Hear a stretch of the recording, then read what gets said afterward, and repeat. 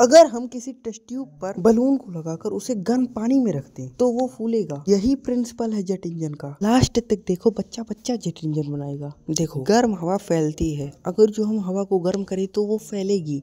इसी प्रिंसिपल का यूज करते हैं जेट इंजन्स। अब देखो, अगर हम एक कैन ले परफ्यूम वगैरह का, उसमें पीछे की ओर छेद करके एक रॉड लगा दें और उसमें थोड़ा सा पेट्रोल डाल दें और उसके बाद उसमें माचिस लगाएं तो ये एक पल्स जेट इंजन क्रिएट हो जाएगा। आप जाम जार से भी बना सकते हो, ऐसी कोई बात नहीं है। और हाँ, लाइक कर लो अगर जो नए हो तो। पुराने हो तो लाइक तो करोगे ही ना, इसीलिए सब्सक्राइब भी।